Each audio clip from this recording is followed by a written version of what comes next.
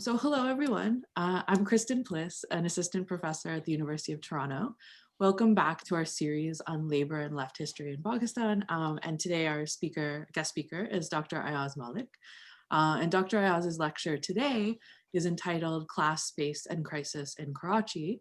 And it's based on one part of his book In Progress and delves into themes in labor history and the urban history of Karachi. So while this event is happening virtually, the land on which the University of Toronto operates was appropriated from the Huron-Wendat, the Seneca, and most recently the Mississaugas of the Credit River. We acknowledge the ongoing process of colonialism as we work on this land. So now I'll introduce our guest speaker, Dr. Ayyaz Mallick, who is based at the Faculty of Environmental and Urban Change at York University, from where he's recently completed his PhD. His research interests include Marxist and post-colonial theory with a focus on labor and urban politics in Pakistan. He writes regularly for popular outlets, both in Pakistan and abroad, and his academic articles have appeared in Studies in Political Economy, Urban Geography, and Antipode. His book manuscript in progress is entitled The Unmaking of the Working Class in Karachi in the 1980s through 2010s. So I'll ask that we please turn off our cameras and microphones during the lecture, and then after the talk, we can turn on cameras and mics in order to ask our questions, and we will have plenty of time for that. So please let me know at any point if you would like to be added to the queue to ask a question. So with that being said, I'll now hand things over to Ayyaz to give us this excellent presentation. Thank you. Thank you, Kristen, for the introduction. And thank you to Anab, Kristen, and to the Department of History at University of Toronto for inviting me for this series of talks on Pakistan and general kind of social theory. So today I'll talk about Karachi and I'll draw upon my dissertation. But just to start off, this is generally the usual kind of impression of Karachi in popular kind of understanding. This is a very famous, this is like a top travel recommendation website. And in this top 10 dangerous cities in the world, Karachi figures at number 1. This is the Economist Safe Cities Index. I don't know how they calculate that, but within that Safe Cities Index, Karachi, as you can see, figures right at the very bottom. Now, what I will do is, this is the usual understanding of Karachi as this so-called most dangerous city in the world.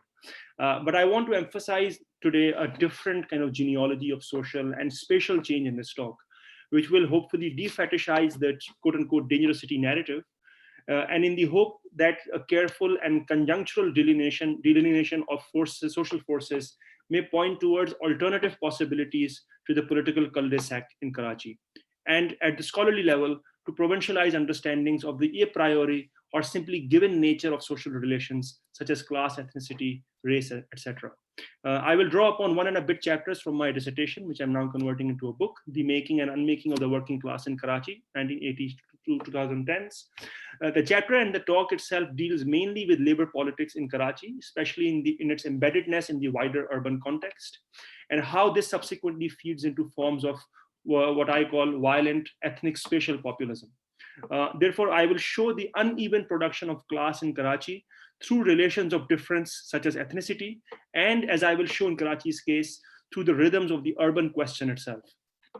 This is part of my broader research project and dissertation, which aims to understand the differentiated and uneven production of class, especially in its co-constitution and what I would call dialectical relation with relations of difference such as ethnicity and gender. This is, of course, part of a long-running debate in different strands of social theory and in debates between and within Marxism, postcolonialism, and post-structuralism. I deal with these more conceptual epistemological issues in detail in my dissertation by drawing upon a Gramscian understanding of class and subalternity, inflected through thinkers like Louis Althusser, Frantz Fanon, Stuart Hall, and more recently, Gillian Hart. I also discussed many of these conceptual epistemological issues in last week's seminar at the Department of History.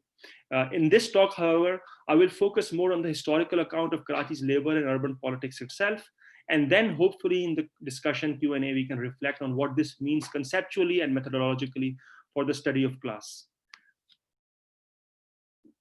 Now, just a short thing about the sources that I will be drawing upon for this kind of talk today. I worked in the archives of the Pakistan Institute of Labor Education and Research. It has, some limited archives relating to the labor movement in Pakistan and, of course, in Karachi as well. I have drawn upon in my work memoirs and autobiographies by workers and people who've been involved in labor organizing, trade unionism, left parties, and so on. I did oral history interviews, extensive interviews with workers, in different sectors, with trade union organizers, labor organizers, and so on. I did ethnographic participant work as well in different sectors of so-called informal labor, which I won't draw upon much here, simply because that was about more contemporary labor. But for example, I worked as a worker in a food transport establishment in Karachi. Also in my dissertation, I draw upon novels written about Karachi, and of course, published literature, NGO reports, government reports, and so on and so forth.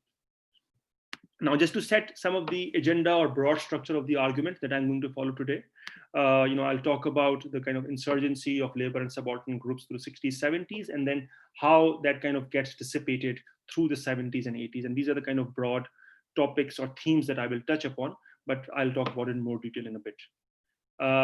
Now, just to situate you guys, a bit both geographically and historically, I want to briefly show you this map of Karachi, and these are its railway linkages. So you can see it's all going north to south mainly at this kind of this colonial economic geography of Karachi, and Karachi is at the intersection of the Sindh. It's the capital of Sindh province, which, if you can see my cursor, is this area, and it's at the intersection of Balochistan and Sindh province. So Balochistan is here, but most of its economic linkages are with upcountry areas, and I will talk a bit, as to what that means. So there is a kind of disarticulation of Karachi from its immediate hinterland in the colonial era, when it develops as a bridgehead of almost imperial modernism. And this disarticulation only increases in the post-colonial era, as I will show. And I want you to keep this map in mind, as this social and spatial disarticulation is a very important part of the story that I'm going to tell in the coming talk. But let me start with two anecdotes, which I think are illustrative of the changing social and spatial fabric in Karachi. Now, this is a photo from the Women's Day March in 2018, the Home-Based Women Workers Federation and the National Trade Union Federation. And this is a photo from the very heart of Karachi. This is the heart of Karachi's business district, downtown, Sadr. And it's a massive march. You can see red flags all the way down towards the end of the street, as far as the eye can see, basically. And incidentally, I found myself, walking alongside this gentleman, Usman Baloch, on the right, the legendary labor leader of Karachi in the 1970s, who said something very curious to me. And he said that while we were marching, he said that he could not remember himself accompanying such a large procession of laborers in this area of Karachi since the heyday of the labor movement, in the 70s, 80s.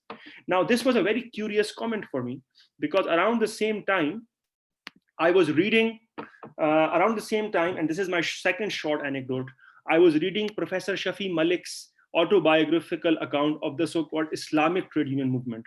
Now, Professor Shafi Mallick was a major leader of the Jamaat Islami, which is the kind of Pakistani counterpart of the Muslim Brotherhood. And he was the founder of the National Labour Federation, which is the labor arm of the Jamaat Islami, a kind of right-wing Islamist party. And in his autobiography, he says that in October 1968, just a stone's throw away from where Usman Baloch said that comment to me, there is this place called the Theosophical Hall. So I've put in a photo here. And here the Airways Union of the Pakistan International Airlines, one of the biggest unions in the country, held in October 1968 a huge convention whose title was "Now is the Time of Socialism."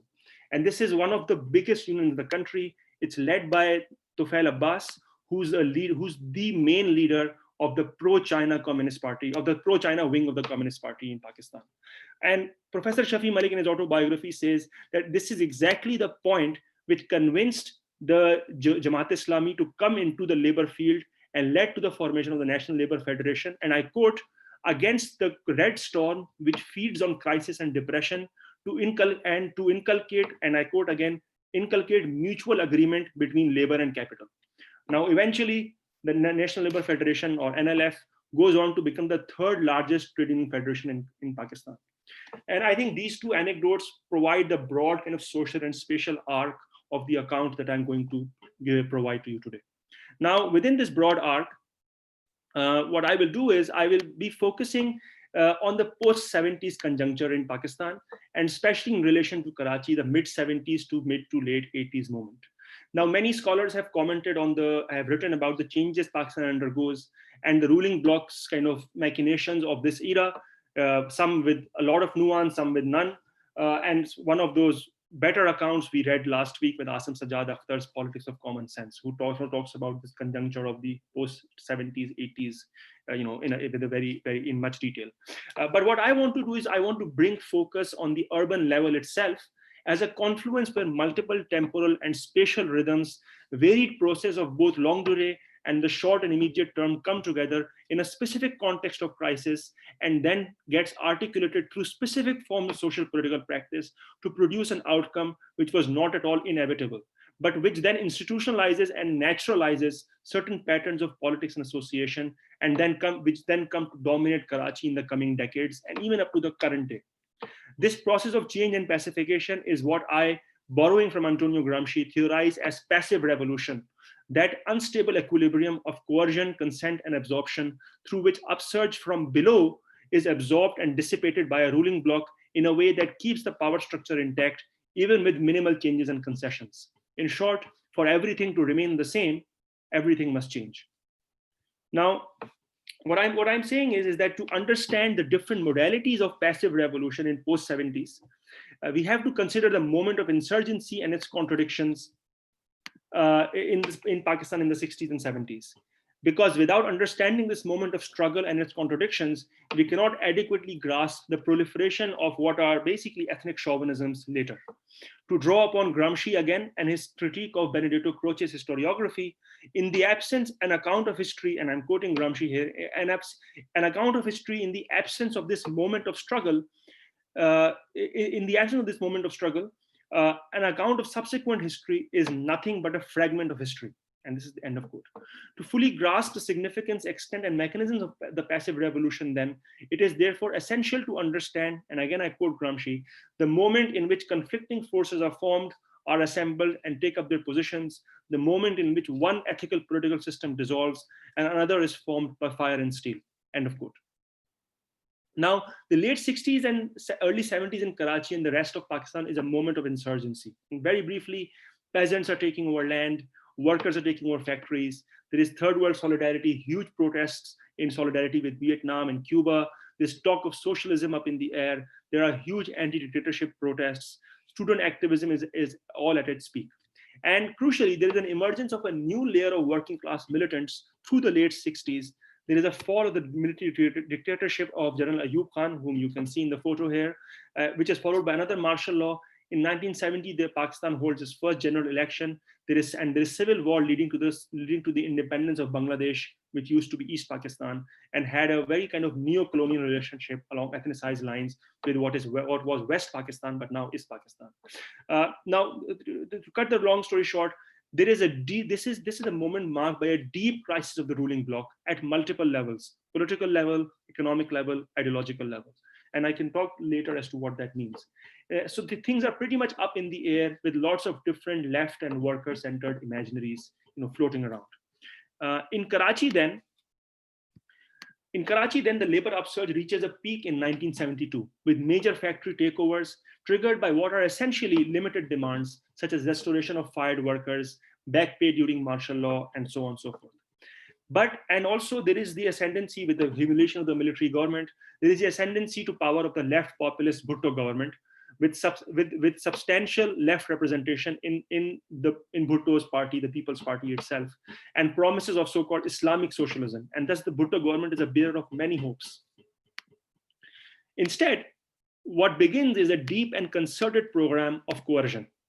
So in October 72, with two of the Karachi's biggest factory taken over by workers, the military is brought back into civilian affairs. There is a military operation. Tens of people are killed. At least 3,000 workers are arrested within a week. And eventually, there is a ban on the major left opposition to Bhutto, which is the National Army Party. There is a military operation in the Balochistan province against demands of ethnic national autonomy. In fact, there is a point in Karachi. There is a point in this year in Karachi when Karachi Central Jail, which has a capacity of 1,400 people, out of those 1,400, capacity, 1,200 people are associated with somehow with labor unions, labor activism, trade unionism, and the left milieu around that. Bhutto, therefore, having cut off the progressive feet under his ground, is ultimately ousted in 1977 by General Ziaul Haq in a military coup and hanged. And of course, that heralds an even greater amount of repression. And the account of workers from that time, is a lot about dejection with Bhutto, disappointment with Bhutto. For example, Azizul Hassan, who was leading the factory takeover, which I talked about briefly in 72, says that after the military operation, many of the active workers from those factories simply left Karachi to go back to their villages in Pakhtunkhwa or to the Gulf with the petrodollar construction boom. Because they said, and this is the words that he used, that they just couldn't see the other workers eye to eye. Basically, what happens is that there is use of brute force, first by the Bhutto regime, by the Bhutto government, and then later at a higher level by the Zia regime, use of brute force to pacify the radical labor unions and the new layer of worker militants which emerged through the late 60s and early 70s. To cut a long story short, the long thermidor had begun. Of course, coercion, the coercion program does not stand alone. There is also a process of what Gramsci calls transformismo happening currently, an integral part of the passive revolution and pacification of labor. Now, what is transformismo? I quote again Gramsci, it is a process of gradual but continuous absorption achieved by methods which vary in their effectiveness, even he's talking about absorption here, even of those who come from antagonistic groups and seem irreconcilably hostile, end of quote. Now, this absorption involves shifting articulations of the relation between state and civil society. So, for example, through changing legal frameworks of industrial relations, material incentives, and often simply out and out corruption. This is, of course, a long story, but I think a couple of examples here, brief examples here will suffice. With the radical layer of labor organizers neutralized through coercion, the Zia regime worked to incorporate the more moderate layer. For example, in the late 70s, there is a labor alliance formed called the Pakistan Labor Alliance. And when the General Zia military regime formed its own titular parliament, the so-called Majlis-e-Shura, many members of the Pakistan Labor Alliance become members of this titular parliament. Important here is, an important point here is the new Industrial Relations Ordinance, which comes along in 1969, which is instituted under pressure from the labor insurgency of the late 60s. And which has, for example, and this ordinance, although gives a lot of concessions and benefits to workers, it has provisions which also incorporate and pacify the labor upsurge. So, for example, and I can give you many examples here, but one I think will suffice, is that there is a provision in the IRO 69, which remains the basic framework of labor relations until this day in Pakistan, industrial relations until this day in Pakistan. There is a provision for multiple unions in one workplace. Now, this sounded very good at the time because during the Ayyub regime, which had preceded this ordinance, there was a complete ban on trade unions and strikes. But if you look, what eventually happened was that this injunction of having multiple unions in one workplace was used by capitalists and employers and by the government to divide workers on the factory floor itself. So it's very interesting. So if you look at, and I'm showing this graph, if you look at the statistics of unionization and strikes in Pakistan, it is very interesting that militancy peaks in 72. So the bottom graph, so you see the most number of strikes, industrial disputes are in 1972, this year, the one I was talking to you about. But the number of unions keeps increasing until the late 70s and even the 80s. And this is exactly what happens. So the militancy decreases, but the number of unions, on the same workplace, you will, instead of having one union, you will have 5 unions. And that basically serves as a way of kind of dividing workers. Now, the debates on the nature of trade unionism, on the role of labor organizations in working class politics, has been a long-running one in social theory, and especially Marxist theory, from Lenin to Rosa Luxemburg to in colonial and post-colonial context, famously, of course, Frantz Fanon on the urban proletariat. And this leads us directly to a consideration of the organs or lack thereof of class politics or the working class itself. There is, of course, a more detailed story here about the cultures of intra-left sectarianism, on strategy or lack thereof, and the impact of state repression on party cultures. But here I would briefly like to focus on the aspect of what Gramsci calls organic intellectuals.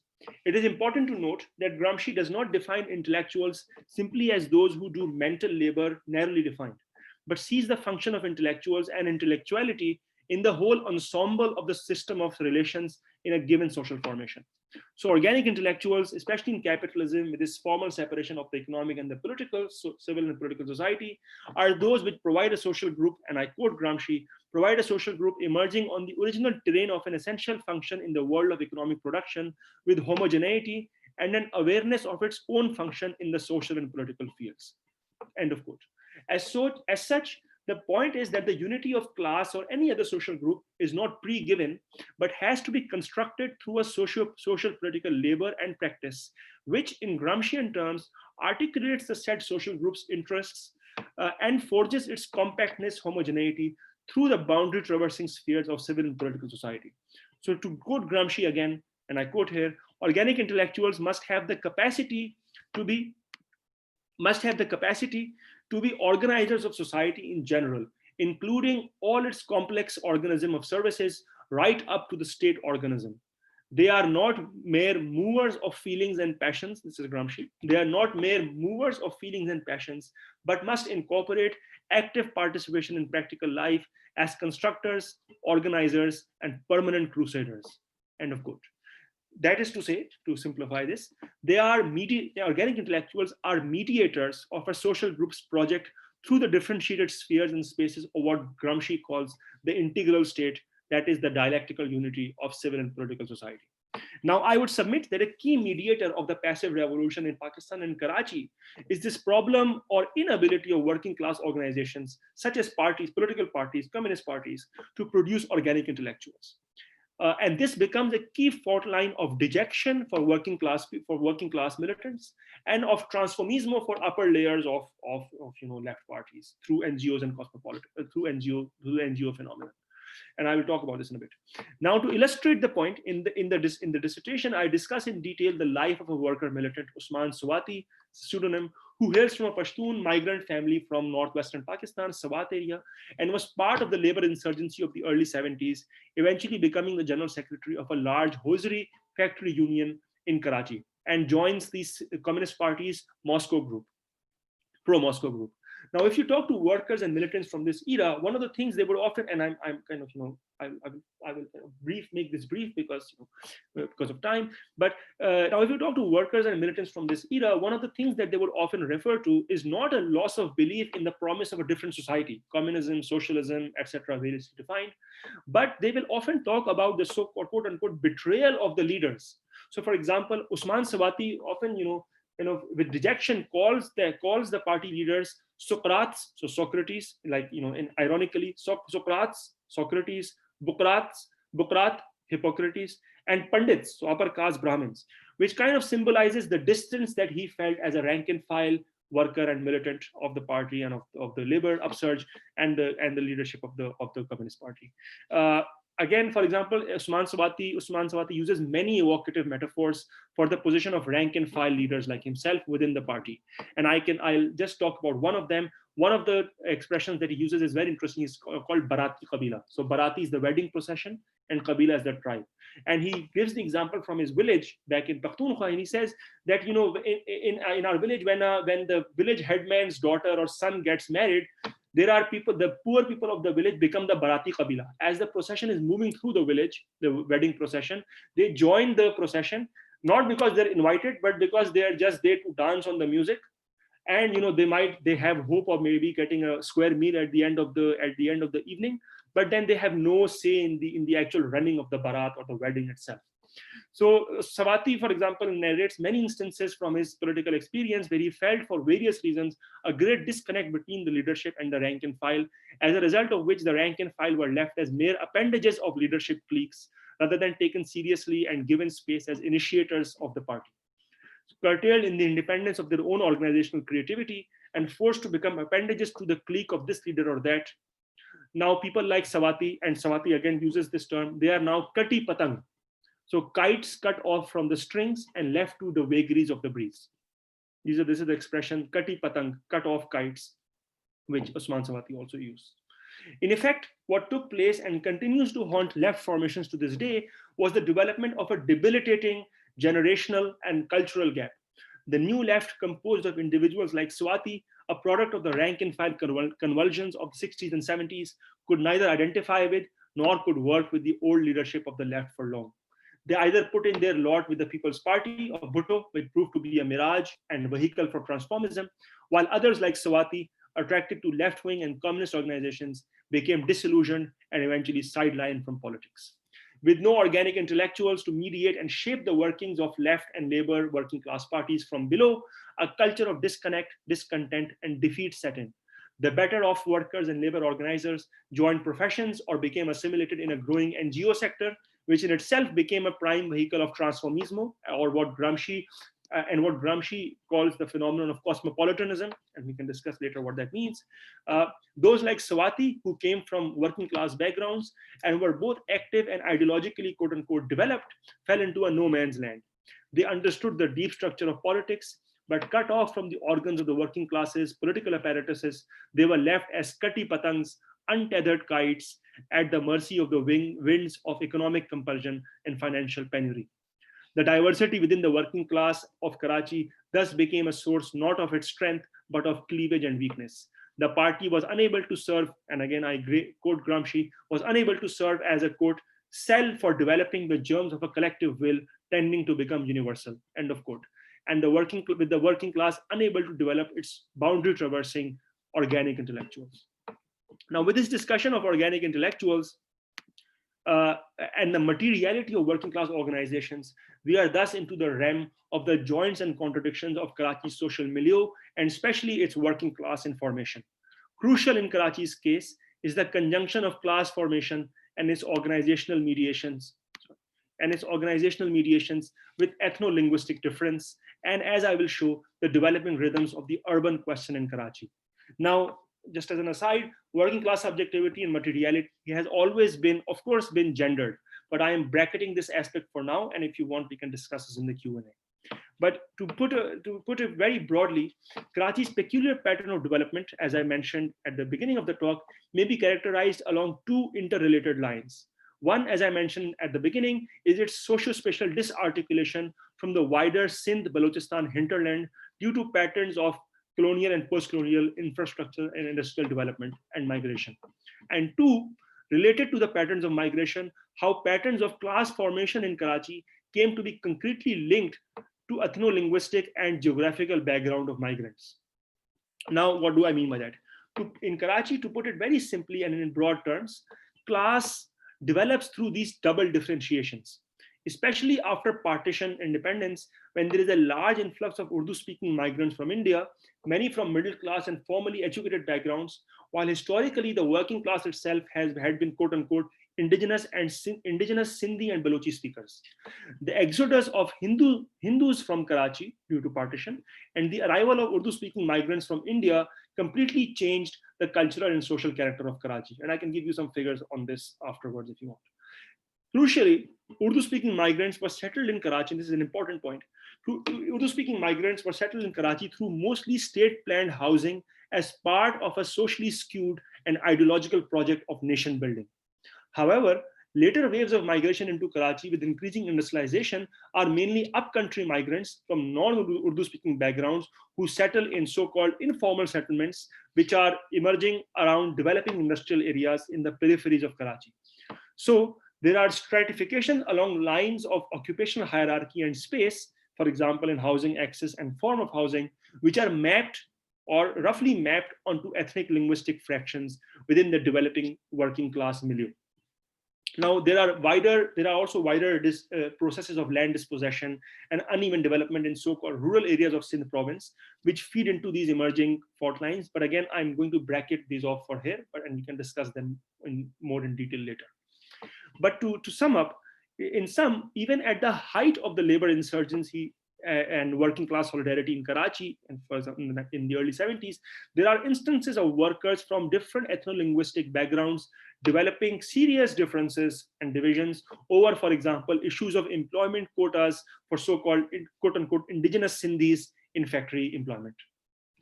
Now, to lead on from that, crucial, however, in this story is the onset of war in the region. First, the civil war resulting in the formation of Bangladesh, as I mentioned earlier, and then the so-called jihad, or more concretely, the imperial war in Afghanistan in the 1980s. This sees a massive increase of Karachi's population with the arrival of refugees, mainly from Urdu-speaking Bihari and Pashto-speaking backgrounds from Afghanistan and the Pakistan-Afghanistan border areas.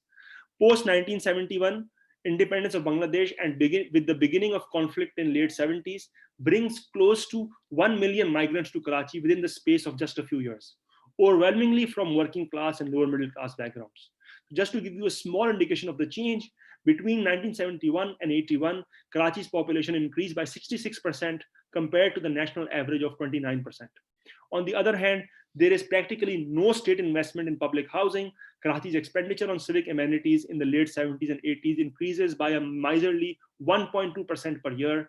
The public transport system is beginning to collapse. The tram service has stopped. The intercity circular railway is in decline, and recklessly driven private buses are coming to ply the roads, earning the unflattering epithet of yellow devils. At the same time, as the only seaport conduit in the American imperium's anti-Soviet jihad in Afghanistan, Karachi becomes the center of the worldwide heroin and drugs trade. Heroin addiction goes from being virtually unknown before 1979 to over 600,000 addicts within 10 years of the start of the jihad. Similarly, the price of guns in the mid-80s, the price of guns in Karachi goes down by an average of 50%.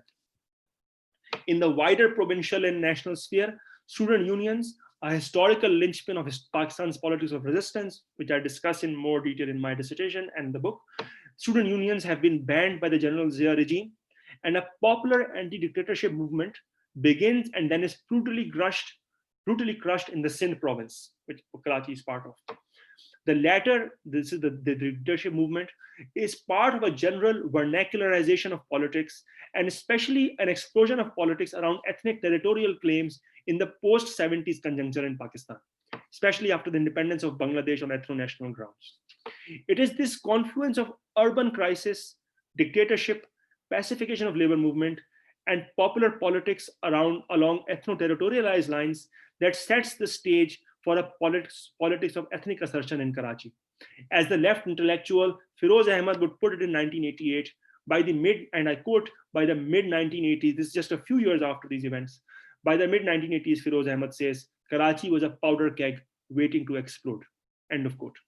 It is no surprise then that the spark is set by a road accident in April 1985, in which a female college student, Bushra Zaidi, is hit and killed by a speeding bus. The discontent around the incident is eventually articulated in ethnicized terms, and it is the beginning of a series of riots or mutual attacks between Pashto and Urdu speakers, especially in the informal settlements in the periphery of Karachi. The week following Bushra Zaidi incident saw the killing of at least 50 people and injury of 300, and becomes the first of a series of incidents whereby violence proliferates in Karachi over the next 2 decades, involving an array of differently defined ethnic groups and state agencies. So, for example, between 1922 and 1996, more than 5,000 people were killed in what was essentially a guerrilla-type civil war in Karachi. So this then is the very specific context in which ethnicity, articulated through violent claims over space, becomes the predominant node of socio-political affiliation in Karachi. It is important to note here how the Muhajir ethnicity claimed by Urdu-speaking migrants from India, or at least by the party and claiming to represent them, which is the MQM, was a paradigm shift from earlier modes of politics. And to put it very briefly, Urdu-speaking migrants from India in Karachi and adjoining cities had previously identified themselves as genteel exemplars of a pro-state.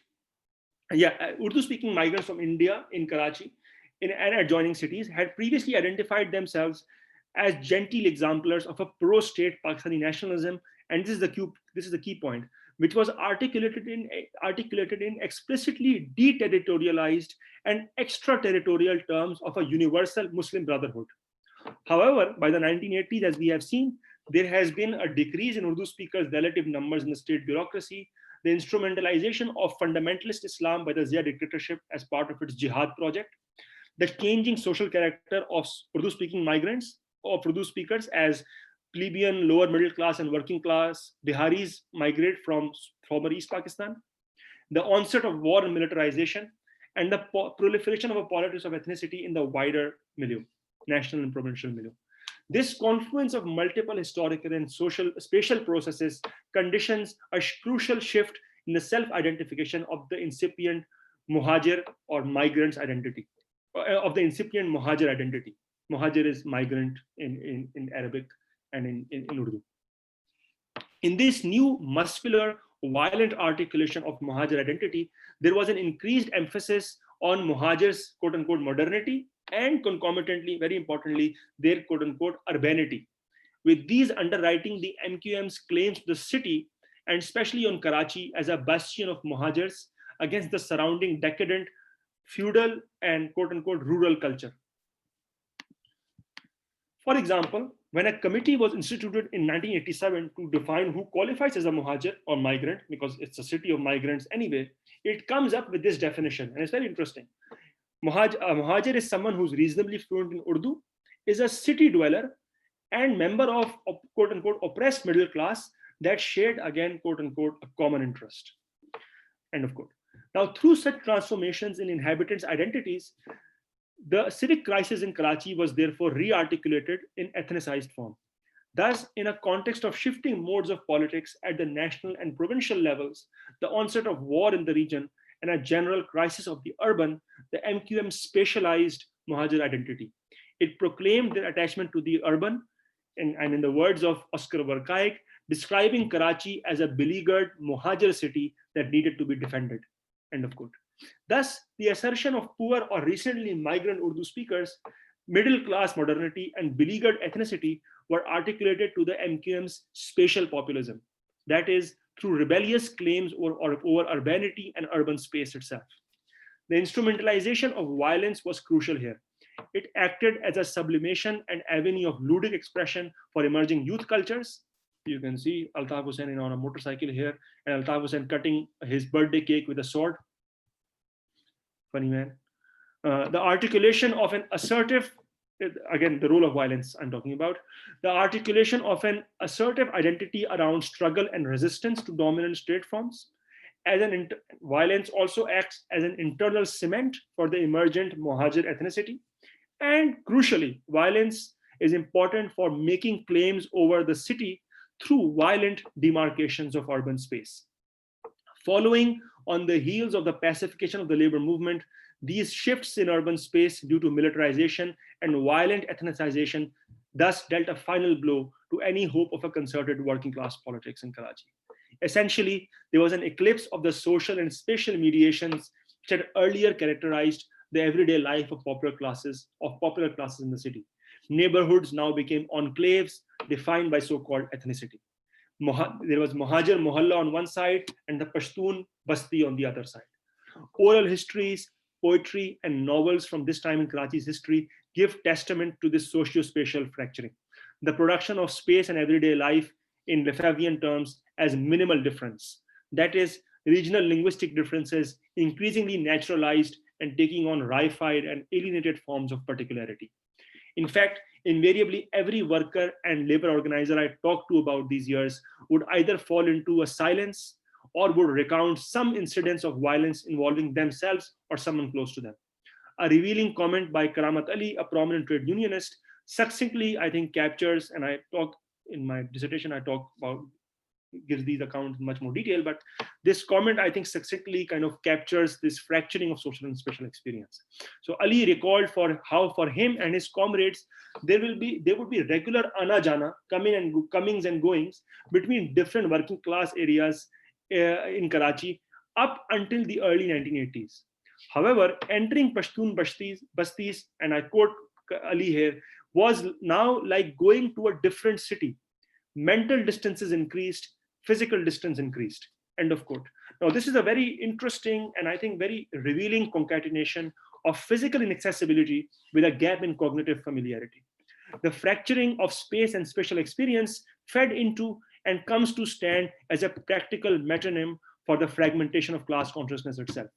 A concerted melancholia, an ethnically divided structure of feeling took shape, the increasing serialization and alienation of lived space, the violent demarcation of physical and cognitive boundaries, the loss of a quote unquote whole experience of the city, or at least the foreclosure of a hope of attaining such. Class, therefore, was produced in a differentiated and processual manner in concrete conjunctural contexts through multiple determinations and relations, such as via its embeddedness in differentiated labor processes, histories of uneven development, and crucially for our case, the rhythms of urban space and everyday life itself. It is thus therefore that the working class is no abstract universal, no given unity to be simply mobilized by the correct confluence of organizational and ideological articulations. But it is always and everywhere co-constituted through relations of difference. In Marxist terms, it is and I quote Marx here, it is a rich totality of many determinations and relations, the concentration of many determinations, hence the unity of the diverse.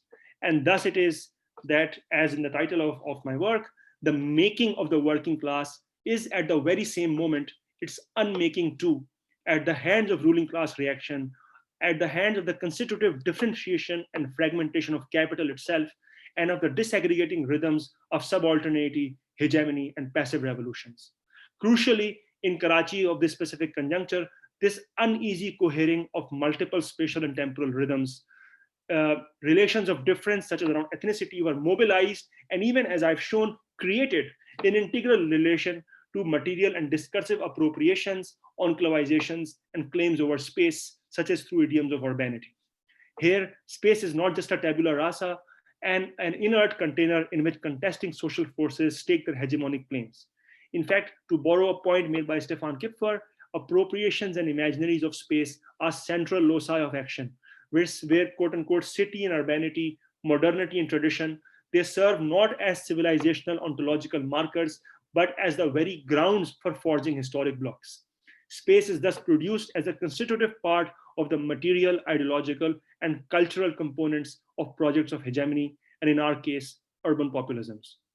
In the coming decades, such a fracturing of space and consciousness became institutionalized in Karachi in the wake of the general Ziaist passive revolution. It weighed heavily on Karachi's politics, undermining even modest hopes of unifying the working class. As indicated above, popular remembrances of the decades of the 80s and 90s came to be characterized by a deep melancholia, a sense of loss and control, the eclipse of an incipient ethic of solidarity and cosmopolitanism, and quite often a studied silence. But where state and capital strive to inscribe space with an empty linearity and homogeneity, this avoidance of recall, this surgical amnesia of individual and collective memory on part of popular classes may be characterized as what Frederick Jameson has termed a political realism. That archetypal repression which allows all of us to survive history's immemorial nightmares and to live on happily despite what Hegel once called the slaughterhouse of history. Thank you.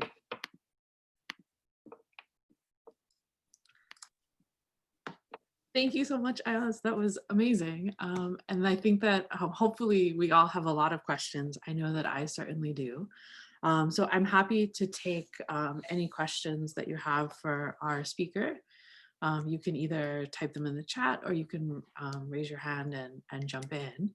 And so perhaps as you're thinking about how to formulate your questions, I can jump in my prerogative as speaker to ask maybe the first question. So what I'm really interested in delving maybe a little deeper into is this relationship between ethnicity and class that's so central to your research, Ayyaz. Mm-hmm. So one of the framing of social conflict in Karachi around questions of class and questions of ethnicity, I think that there is that hinge where, like you were talking about the relationship between the ethnic divide and the class divide. And I'd love to delve a little deeper into sort of the potential overlap there, because there are parts of the talk and the book at which maybe it feels more like an either or. Either there's sort of this class-based mobilization or solidarity or action, and then action and solidarity and mobilization cohering around ethnicity. So how these slip amongst each other would be really interesting to me. And it made me think in particular of Amilcar Cabral's concept of nation class, where he's thinking about the intersectionality of the struggle for nation and the struggle for class, both during the national independence movement, but then also beyond. And of course, it seems like to me, knowing you and knowing the talk now, that you're inspired in some ways by Fanon and his concept of nation and nationalism. But I think that Cabral's work on nation and nationalism might provide a little bit more leverage in understanding these multiple intersections between class and ethnicity, that can also potentially undo the ethnic tension that the colonial class structure produces. And so the Goan Marxist Aquino de Braganza builds on Cabral's concept of nation class to come up with his own concept of what he calls like an ethnic consciousness, to examine how particularly in the moments before and then after independence in the context of state building, there's this intersection of ethnic identity and class categorization that can at some point serve as a hindrance to the class struggle, but then also in Braganza's formulation can be levied for its own undoing through this more intersectional understanding of class and ethnicity in the post-colonial context in particular. So I was wondering if in your work, like whether ethnic identification in Karachi could potentially be subverted in the ways that Cabral and Braganza are theorizing, or if there's something particular about the urban context of Karachi that maybe make us think that either mobilization can happen around class or ethnicity. Except without, like, I guess that there are also, of course, as you note, are these exceptional moments where these are more porous, but it'd be nice to understand a little bit more about how you're thinking about these concepts, both like through space and time and their intersections. Yeah, no, thank you. That's a very good and detailed question, and almost gets to the heart of the kind of political matter here, right? And yeah, so for example, I mean, what I was trying to convey, and again, is that how class is produced here is, through internal fractures, and that's not something unique to Karachi. That happens, in a lot of places, and it's concretely linked. Again, the point here is that not to naturalize ethnicity, right? What I'm trying to show is that how ethnicity comes to be formed, right, or articulated, is also concretely linked to, for example, colonial economic geography, post-colonial economic geography, the pattern, the kind of differentiations which are, produced within, in my dissertation, not here, but my dissertation, I talk about how differentiations are produced within the labor process itself, right? So through informal labor or gendered labor and so on. And so forth. And in Karachi's case, what I was trying to show is that the histories and the ongoing histories of uneven development and the struggles around land and space are very important to understand how class is produced in a complex manner itself, right? Now, at exceptional moments, right, as you mentioned, 60s, 70s, this gets overcome, even though there are incipient divisions at that time as well. But more or less, we can talk about 60s, 70s as this moment of cross-class, cross-ethnic class solidarity, right? But then there is a certain moment in Karachi, right, where articulation around ethnicity gains an almost, not an almost, but definitely an explosive valence, right?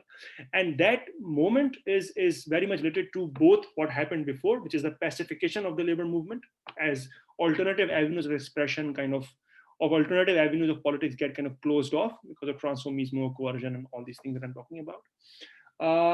But then also these wider histories of uneven development, as I talked about, land dispossession, these struggles over space and so on, but also some of the cultural gaps within cultural aporias within the working class organizations, right? So for example, through the 60s, 70s, what you will see is, and again, at the risk of generalizing, there are nuances here, but more or less, the upper layer of labor organizing, trade unionism, is often, Urdu-speaking people from, more educated middle class backgrounds and so on. While the new layer of militants which emerges, so for example, the example I gave of Usman Swati, are from non-Urdu speaking backgrounds.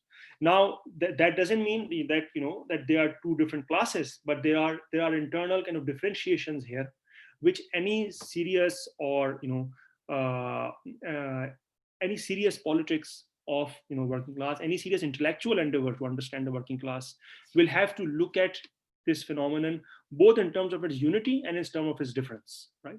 This, which is the dialectical understanding, right? In dialectics, it's unity within distinctions. In formal logic, unity is one side and distinction, difference is separate. In dialectical logic, unity emerges out of difference, generality emerges out of particularity, and so on and so forth. So I think any good politics, any good scholarship will have to be dialectical in that sense, right? It will have to be cognizant of these multiple determinations, multiple histories, multiple spatial rhythms, as I try to show, which go into the making of class in Karachi, right? Because it's not an a priori given, it's always in the making, right? And which is why we can talk, of course it's good to talk about an undifferentiated proletariat, and it sounds good and it's good. I would like nothing better, right? I would like nothing else. But concretely, when you go into politics, you have to take into account all of these histories and kind of differentiations. And I think and in Karachi's case, for example, this question of space, of belonging to the city, right, becomes a key mediator for fracturing class along ethnic lines or the formation of ethnicity. But also claims to the city are subject to making, right? And I can talk about this later, that there are contradictions within these claims to belonging to the city and to belonging to the urban. So there are opportunities there to do that politics or do that scholarship while keeping this complexity in mind, right? But what doesn't, I guess, help is to not understand how unity is produced through difference and may simply go to an what I call an a priori, or what Hegel would call an abstract universal understanding of any concept or category. Hegel is very caustic. He says abstract universals are the night in which all cows are black, right? So it's like you can't have you have to understand the difference through which unity is produced. That is both the conceptual and I think the political point. I'm not familiar that much with Cabral, unfortunately, but I would love to kind of read that stuff. I'll get the references from you. I'm much more familiar with Fanon and Stuart Hall and so on. I don't know if that answers your question. Yeah, no, that's an amazing response to that. I really appreciate that. And maybe, we can shift to another register, because towards the end of your comment, you were talking a little bit about the dialectical approach that you take in your work.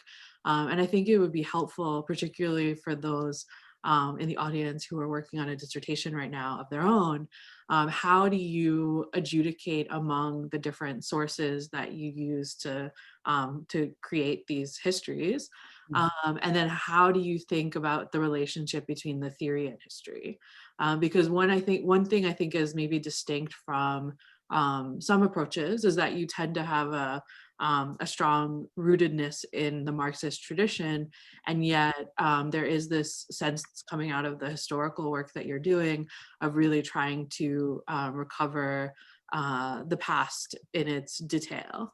So how do you adjudicate among those approaches? How do you reconcile it? How do you do a Marxist historical analysis that's very true to the history and involves this kind of very rigorous attention to multiple sources? Yeah, well, thank you. No, this is again an excellent question, in fact.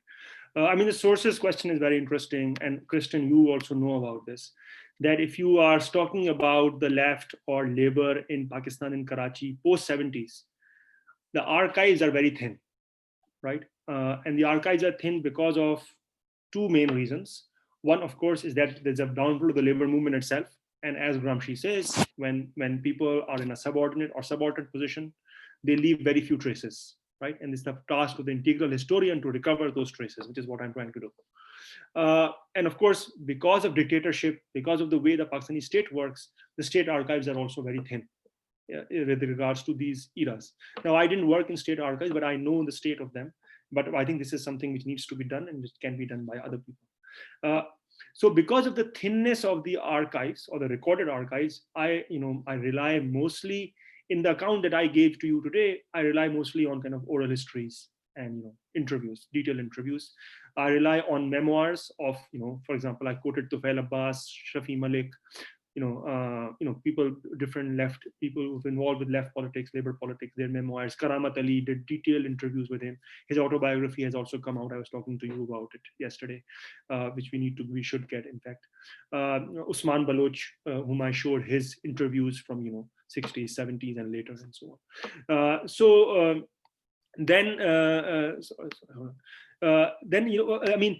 For this again, for this for this talk, I didn't use ethnographies that much, but ethnographies were more, because my thesis was both contemporary and historical, so ethnographies I used more for the contemporary state of labor and labor organizing, or lack thereof. And one avenue which I found very useful, of course, along with oral histories and ethnographies and so on, memoirs and autobiographies, are novels. So in one chapter, the space chapter, which I mentioned to you, there's a substantial section, which is kind of the main section of the chapter.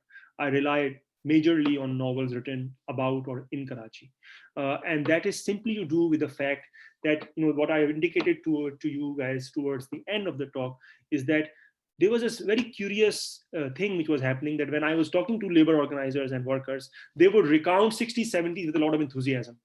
And then 80s, 90s, it would be just silence, right? Silence or very limited recall. So that kind of set me wondering as to what is happening here, right? Because I grew up as a child of the 90s in Karachi, 2000s. For us, ethnic spatial divides were natural. We never thought about them, right?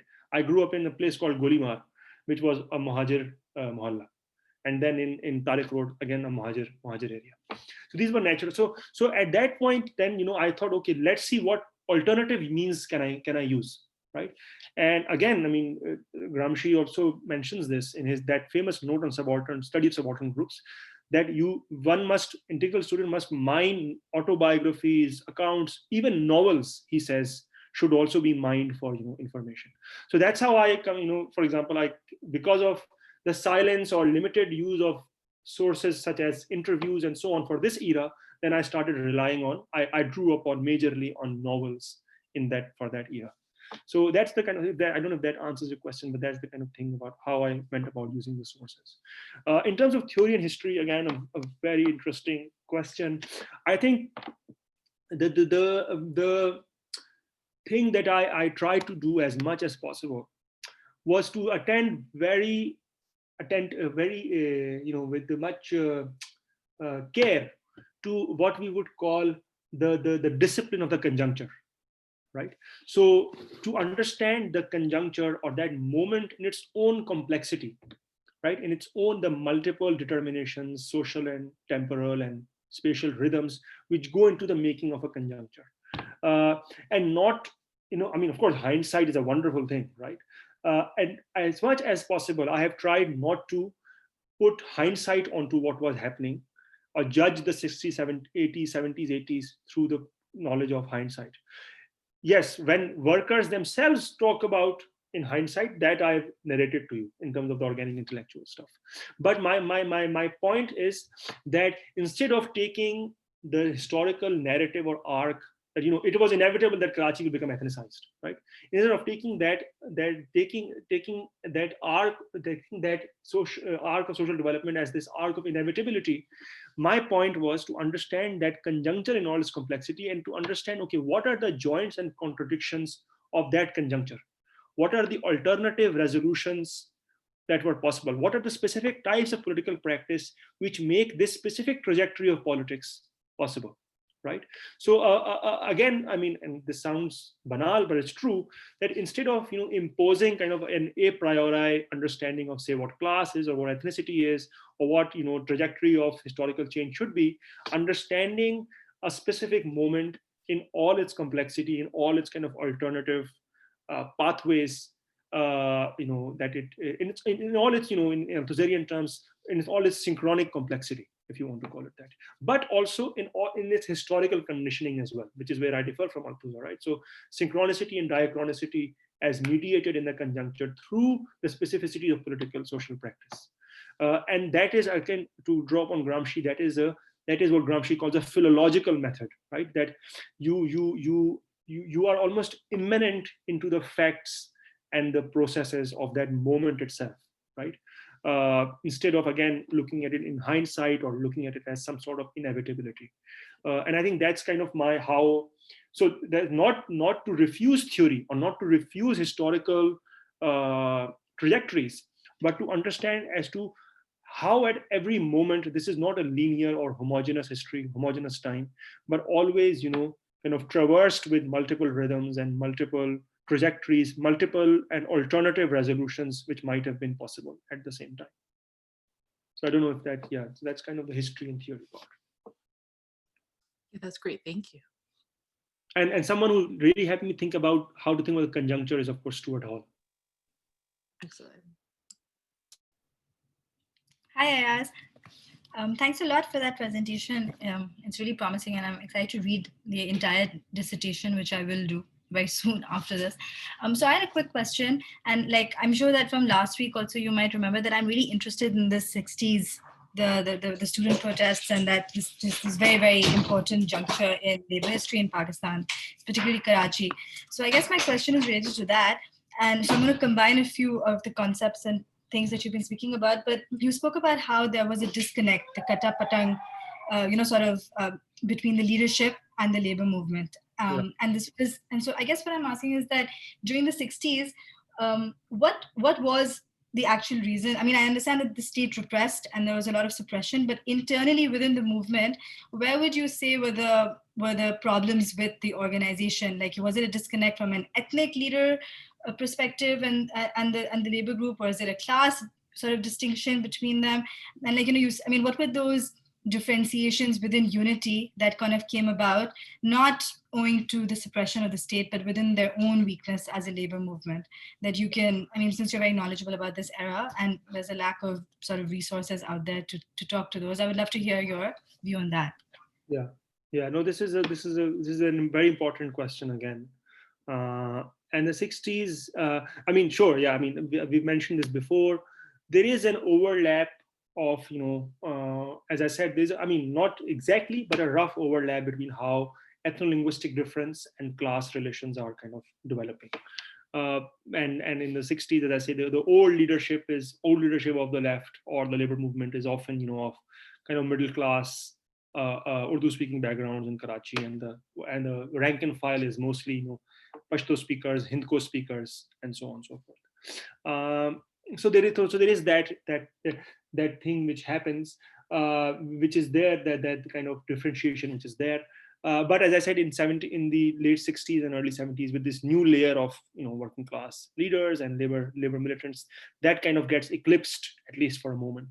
I think, absolutely. I think one thing which I bracketed off here, and again, this is my it would have sounded very critical in the talk itself, but I don't want to kind of, a lot of people give a lot of sacrifices for this thing, right? And a lot of people whom, you might look back and criticize now, they suffered a lot for, and, I talk a bit about this in my thesis as well.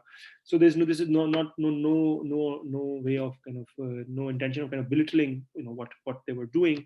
But there is a crucial aspect of how state repression itself conditions party cultures, right? Or conditions the internal cultures of the organs of the working class or trade unions and their organizations.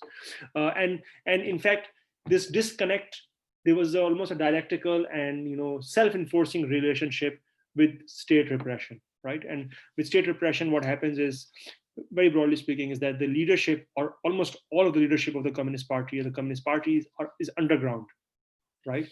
And there's a certain conception of what is underground work, what is communist work, and so on, which then is reinforced by state repression, right? That and which reinforces the disconnect between the rank and file and the leadership, if you see what I mean, right? So, for example, it's very interesting. Jam Saqi has an interview, which was the Communist Party's general secretary in the 80s. And he was, a prisoner under Bhutto era, Zia era, and so on and so forth. And he has an interview from later years, and he says, that, we were so deep, and I'm paraphrasing him, that we were so deep underground that I think only the police walas knew who we were, right? And so it's very interesting as to how this state repression both feeds on the disconnect and then also, kind of perpetuates in a way. So there are of course kind of, general left sectarianism. I can give you several stories about, how completely ridiculous some of the sectarian divides were. For example, in 72, when the big labor upsurge comes in Karachi, it's led by pro-China groups, but two different pro-China groups. And one is based in the site area, which happens in June 72. So the June 72 uprising is, or takeover of factories, the upsurge is led by the MMF, which is the Usman Baloch group, whom I showed you, was also a pro-China group, the Muttahida Mazdoor Federation. And in October, when it comes, is the LOC, the Landi Orangi, Landi Organizing Committee, Landi Korangi Organizing Committee, which is also a pro-China left group, but which is much more linked to the pro-China Communist Party. So there's in fact almost no coordination between these people, and also relating to the point what Kristen and we were discussed earlier, there's also a very, those kind of, as I said, because of Karachi's kind of almost disarticulated development, right, social and spatial, there's no link of these uprisings or insurgency with a wider kind of social and spatial milieu, right?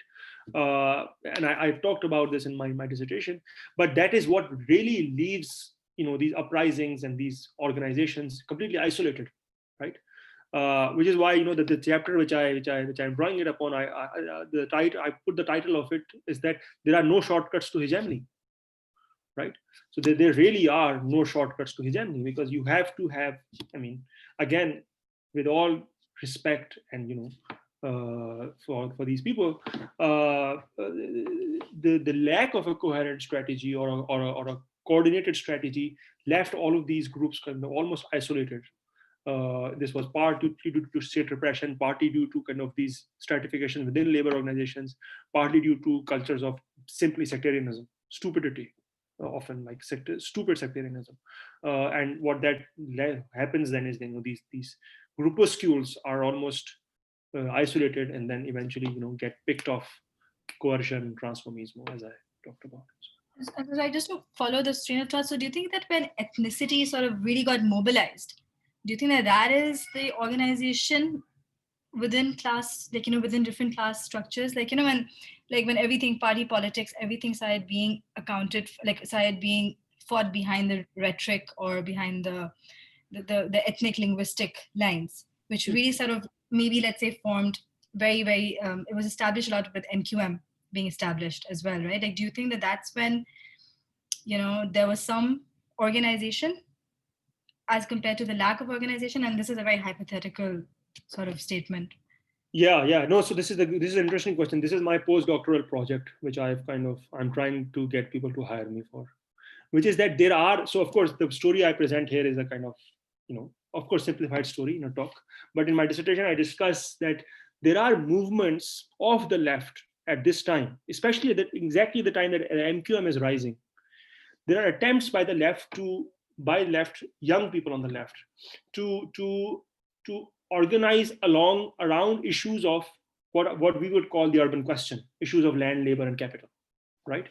Rather than simply narrowly defined labor and capital on the factory floor. Because as I've tried to show, politics itself in this era shifts from the space of production to the space of reproduction. So from factory floors, trade unions, to settlements and neighborhoods and so on and so forth. Now, at that time, there was this massive thing called the Liari Naujawan Tehreek, which eventually becomes the Karachi Naujawan Tehreek in 1980, which was basically a united front of the left, youth of the left, who were organizing on civic issues. And they were very popular. So they started off as Liari Naujawan Tehreek in the Liari area, eventually became the Karachi Naujawan Tehreek. And there was even talk of, Liari Naujawan Tehreek gets replicated in other areas of Karachi, working class areas of Karachi. So Golimar, Korangi, Orangi, and so on. Eventually merges, becomes Karachi Naujawan Tehreek. And there is even talk later of making it the Pakistan Naujawan Tehreek.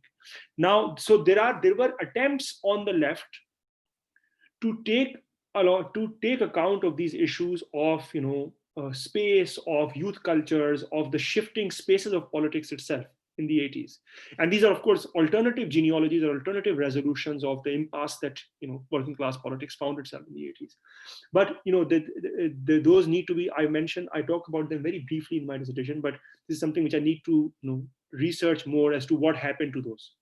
I mean, broadly, of course, they got absorbed by a combination of Lyari becomes a hotbed of kind of drug and the violence because of the Afghan war, and then the fall of the Soviet Union, right? So the 1-2 punch is Bhutto, Zia, ethnicization, and the last punch, which I don't come to here because it's not part of the historical period that I'm talking about, is the fall of the Soviet Union, and that completely kind of disorients people, and there's no hope then.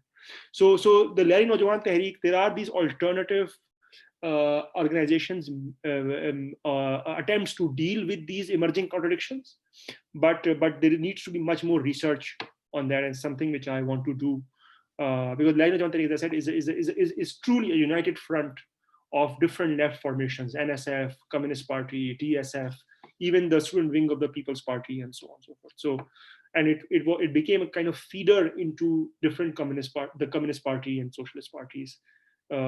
But those are the alternative imaginaries and practices were present, but how they were doing this stuff is something which I would also like to explore. Is like my next project. Thanks. Yeah, that's very interesting.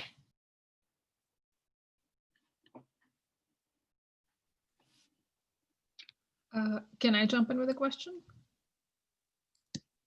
Please do. So, Ayyaz, I'm really sympathetic generally to this kind of a project, right, that tries to locate class formation in spaces of reproduction or beyond the workplace, right? So I really appreciate how you've done that with bringing in the conflict over space.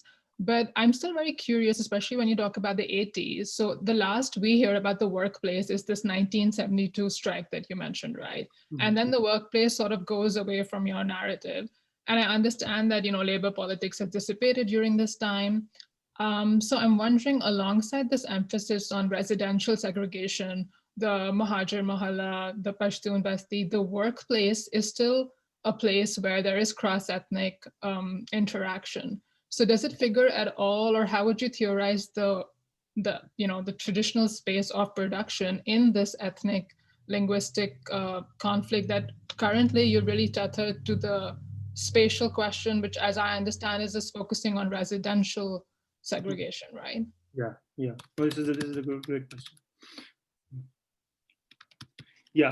So it's a good question. So what is important about the upsurge of the 60s and 70s, and again, this is an important counterpoint to what happens in the 80s, is that again, it's of course centrally located or based in the spaces of production, but what happens is that it has all these mediations with other spaces, right? So trade unions and labor federations are not just in the factory, they are in frontier colony, they are in Pathan colony, and so on. So, and there are all these kind of cross social and spatial kind of mediations and linkages being formed, and with other groups like student unions, of course, are very much a central part of the story of the working class in Karachi. And what happens after the 70s is that again, so the upsurge of labor itself is very much linked to linking these spaces, in fact, and linking these different social spaces and social sectors. And what happens with the decline of the late 70s and so on is that even if workers are there in the spaces of production, that space of production militancy is, as I said, is cut off because of these multi-layered processes, right? So coercion, transformism, and so on. And politics becomes very genuinely kind of respatialized, right? So it loses its kind of center in the spaces of production, and then the center of politics itself moves towards the spaces of reproduction, if you want to call that. Which is to say that doesn't mean that those spaces of production and people are interacting there and so on are not there, but the avenues of association in politics in that space the possibilities in that space are being cut off, right? as I said, because of these multi-layered processes. And of course, one thing which I didn't mention here, but is an important part of the story, because I would have gone into too much detail, is that with the 80s, there's globalization, right? So with globalization is the usual story that we have, we have, the breakup of the big industrial, what do you call it, establishments, and more or less, we have flexibilization and, all the hoopla which happens with globalization, which you know much more about, the spatial dispersion of production and so on. Sorry, what I had? Yeah, so for example, the two of the biggest factories in which the 72 labor takeovers take place are no longer there, right? They're no longer there. They were shut off, and their owners, simply work now through. They moved into other sectors, construction, of course, but also the spatial dispersion of production itself. So there is, as I said, there's a confluence of processes which is happening, which kind of dissipate, absorb, pacify, or finish off, at least for the time being, right? At least for the time being, at least what it seems like, the possibility of organizing in those spaces, in the spaces of production, where, of course, as you're right, people from different backgrounds meet and form association. And there is a certain kind of, as I said, re-specialization of politics, which also gets articulated in ethnicized terms, right? So there's a story, as I said, of these political social linkages, of course, being broken, but also of the ravages of simply economic liberalization as well in the very same era, right? Zia era is when, and also in the Zia era, industry starts shifting from Karachi to Punjab as well. So that's a key, that's a small point. But in the Zia era, that is when, because in the Zia era, the petty bourgeois of Punjab gets more patronized by the Zia regime, and so the GT Road hub emerges also. Faisalabad, Sialkot, they emerge also as major kind of industrial centers. So there's a shift of industry as well. And in the 90s, with the globalization and neoliberalism, that kind of gets cut off. I don't know if that kind of answers your. Yeah, definitely. Thank you.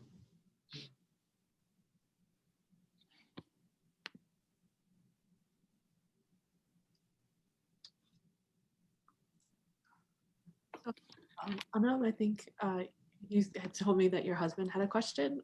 Would you like to jump in now? Yeah, just quickly, you mentioned as you break it out that in the 80s and 70s there's a fragmentation of the labor movement on ethnic lines because there's a, as you mentioned, there's a resource crunch. The city is definitely under-resourced, and then you're competing for resources, and that divides up the labor class along ethnic lines. If I understood you correct, that's what you were getting at. And previously, let's say more, as you put it, the genteel Muhajirs who saw themselves as sort of pillars of the state start becoming more and more, start agitating a lot more. So if I take that a bit back towards the time of partition, when these people are heading into the city, right? It's a small, tiny little city, and it definitely doesn't have the resources to manage all the influx of the migrants. At that point, and going forward from there, does the Muhajir working class typically stay out of labor politics, identifying themselves as pillars of the state, and that's more for everyone else? Is that how I should understand it? Just a second. Let me write it down. Yeah, I mean, look, the Muhajir work at the very beginning of partition. Oh, sorry, very immediate context of partition. What happened? I mean, there is at that time Pakistan has no labor infrastructure itself, right? And especially Karachi. So there are no kind of even the associational infrastructures, right? So unions and so on, they're not there. Whatever are there in the so-called infrastructure parts of the city. So the docks, the harbor, the shipyard, the railways. The railways not that much. In Karachi, the biggest ones were the docks and the shipyards. And as I said, historically, the labor of those areas had been drawn from Liari, Kimadi, mostly Sindhi and Balochi speaking.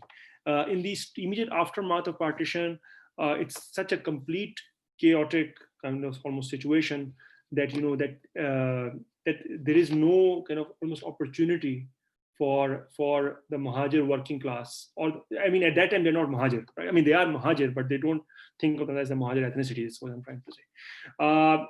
So there's no that kind of the associational culture doesn't develop. Industrialization only starts happening in Karachi through the 50s, right? And there are then limited labor upsurges through the 50s in Karachi, in Lahore, in East Pakistan, which eventually, because of other confluence of factors, lead to the martial law in 58. Now that doesn't mean, as I said, of course, nothing happens in a vacuum. So this understanding of differentiation between so-called indigenous people of Karachi and Sindh and migrants was already developing, right? So if you read newspaper accounts from the 50s, newspaper like Letters to the Editor, Sara Ansari is a paper on Letters to the Editor, or you look at, for example, there were struggles within the bureaucracy itself of Pakistan. So, for example, in the police, about that UP walas should get a share in the police, right? And the Sindhis shouldn't get a share. Then, as I said, there is a disarticulation of Karachi as a city from its wider hinterland, and that is kind of reinforced with partition, and especially when Karachi is made the federal capital. So it becomes almost kind of disarticulated from Sindh and Balochistan, which are its historical linkages, and it becomes almost like an enclave city in the part of the as part of the wider milieu. So there are instances of kind of working class, Urdu speaking working class activism, of course.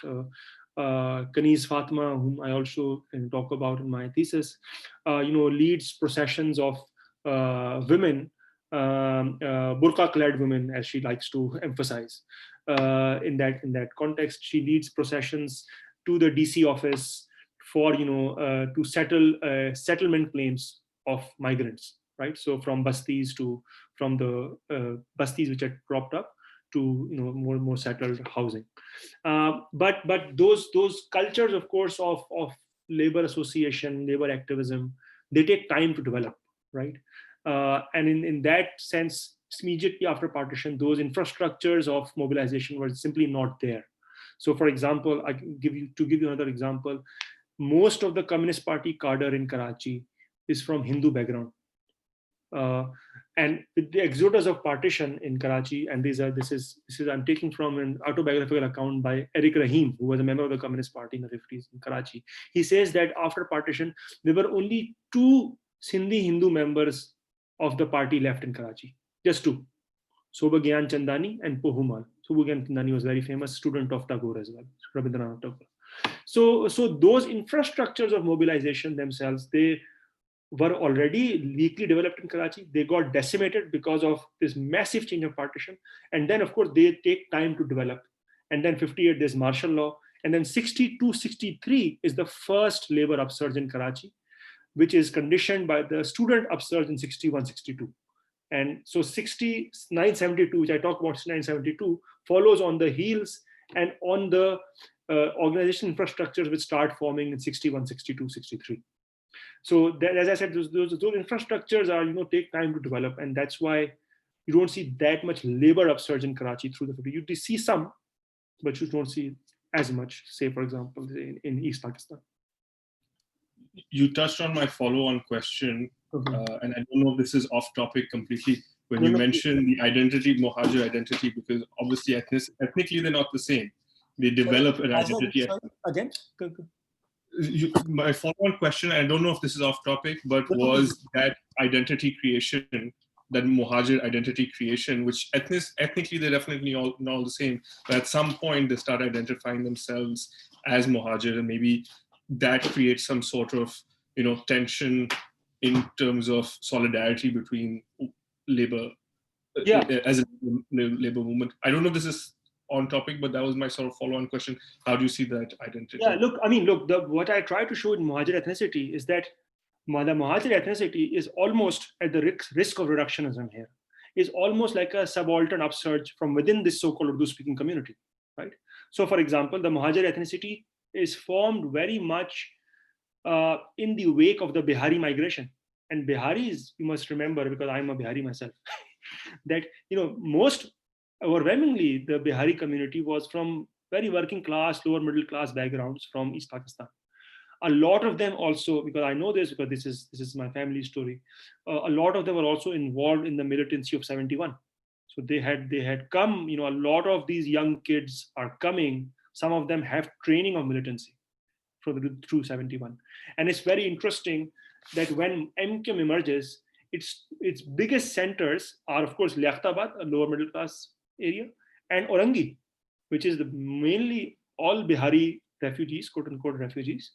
And that becomes the center of MQM militancy, right?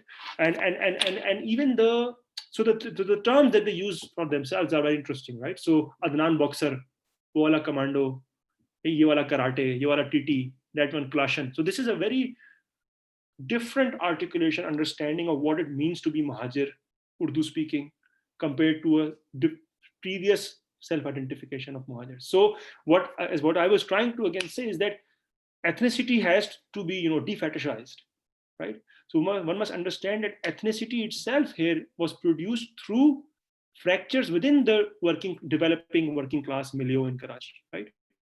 And the Bihari migration, the urban militarization of the Afghan war and the imperialism is a crucial part of that story, right? So in that, sorry, does that answer your question? I don't know. Yeah, to an extent that does. That identity creation and with the genesis of it. Yeah, Time, yeah.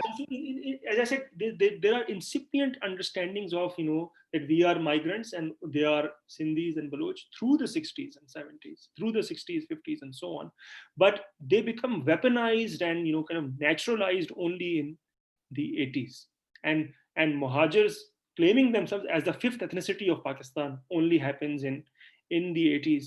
And that's very much to do with how the working class milieu in Karachi is developing through these, different kind of fractures and histories of migration and uneven development and so on. And spatial, the spatial kind of evolution of Karachi itself. No, thank you. Thanks for that.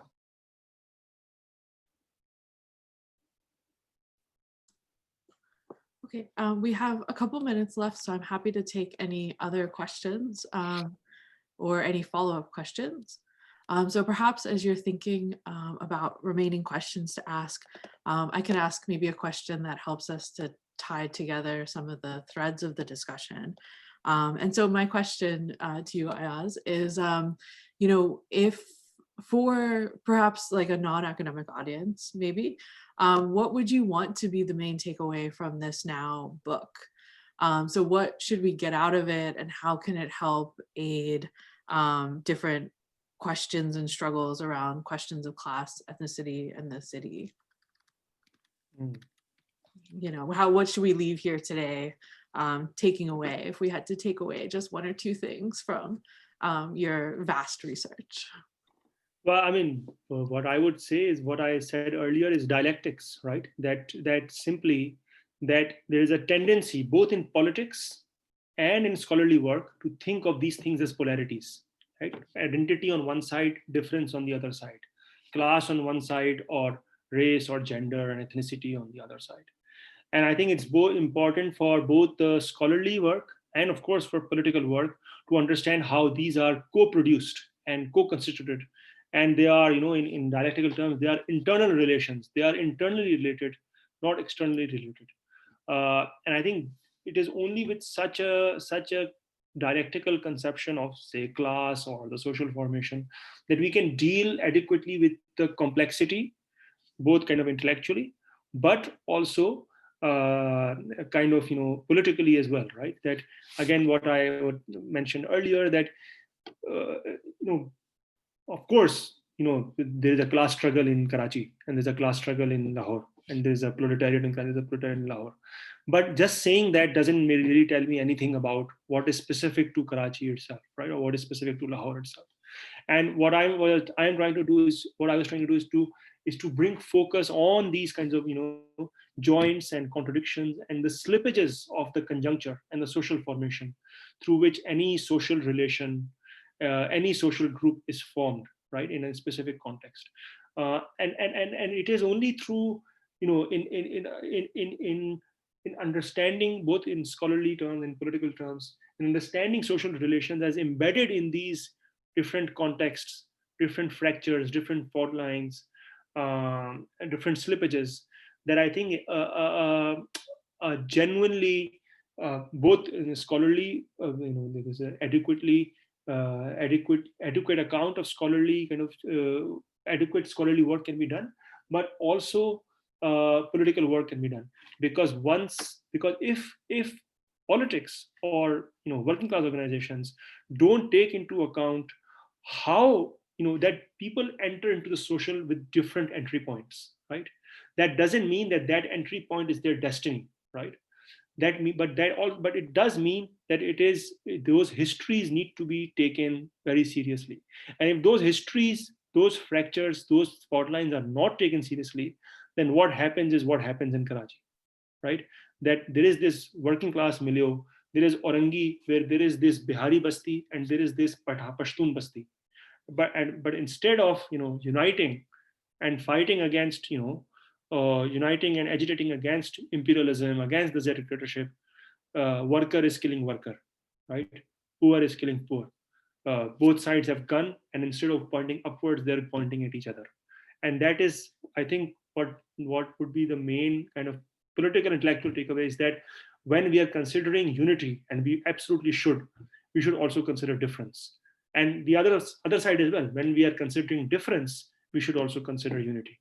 I think that is the dialectical precept of distinctions within a unity, which can lend both scholarly work and political work the requisite kind of flexibility and the kind of suppleness which any complex social formation requires, right? And this is a point, I think, which is true both, again, I keep emphasizing, and they're both linked, both conceptually, empirically, methodologically, and kind of practically, politically. I don't know if that kind of answers you.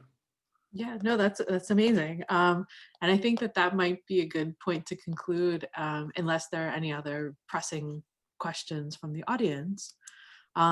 So just to wrap up the discussion, I will thank, and I would like to thank the History Department at the University of Toronto for making this event possible. And I'd also like to thank Ayyaz for all the hard work he put into sharing his research with us today, which was really engaging and really interesting. And so also to history graduate student Anab Joffrey for all of her hard work in organizing this event and the event last week. And finally, to everyone who made the time to show up today, to take the time out of your day to participate in this conversation with us. I believe it's been really generative. I've gotten a lot out of it, and I hope that all of the participants of various sorts did as well. I'm really grateful for all of your engagement in different ways and means. And so I'll end there, and I hope that we somehow find some way to continue this conversation going forward. So thank you to everyone for making the time to be here today. Yeah, sorry, I missed the thing. I missed. Sorry, sorry, Kristen. The expression that I was searching for in my mind is just coming to me, which is that we have to things as in dialectics always in the process of being formed, right? And because once we start seeing things all in the process of being formed, we can always see, okay, where are the contradictions and conjunctures through which they can be unformed and then formed in a different way. And that is what I was saying about unity distinction, that we don't take anything as natural, but even difference or ethnicity as always being in the being in the process of formation. And then that's the kind of anyway. Sorry. Thank you for that. That's a great way to a little PS for everyone to so thanks again, and thank you to everyone else, and yeah, hope you have a wonderful rest of your day wherever you are.